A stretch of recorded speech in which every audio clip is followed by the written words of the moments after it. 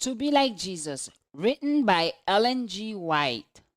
Let us be sober and vigilant. Let us crave God's word. Let our hearts follow God's commands.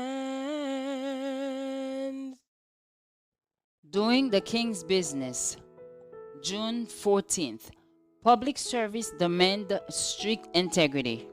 It is not for kings to drink wine, nor for princes intoxicating drink, lest they drink and forget the law, and pervert the justice of all the afflicted. Proverbs 31, verse 4 and 5. Intemperate persons should not, by vote of the people, be placed in position of trust. Their influence corrupt others, and grave responsibilities are involved. With brain and nerve narcotized by tobacco and stimulus, they make a law of their nature. And when the immediate influence is gone, there is a collapse. Frequently, human life is hanging in the balance. On the decision of those in this position of trust depend life and liberty, or bondage and despair. How necessary that all who takes part of these transactions should be those who are proved, those of self-culture, those of honesty and truth, of staunch integrity, who will spurn a bribe, who will not allow their judgment or convictions of right to be swerved by partiality or prejudice. Thus saith the Lord, Thou shalt not wrest the judgment of the poor in his case. Keep thee far from a false matter, and the innocent and righteous slay thou not. For I will not justify the wicked, and thou shalt take no gift, for the gift blindeth the wise, and perverteth the words of the righteous.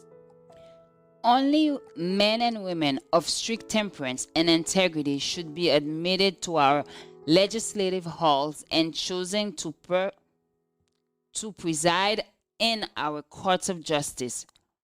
Property, reputation, and even life itself are insecure when left to the judgment of those who are intemperate and immoral. How many innocent persons have been condemned to death?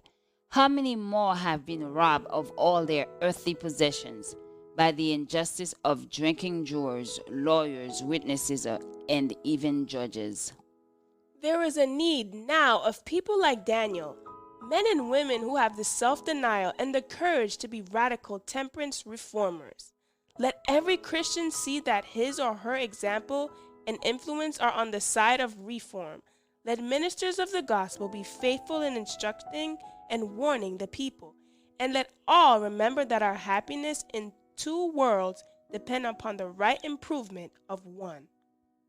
Let us be sober and vigilant. Let us crave God's word.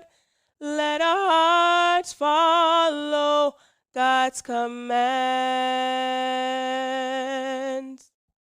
Join us tomorrow for another devotional reading by God's grace. The Lord will send rain at the proper time from his rich treasury in the heaves and will bless all the work you do.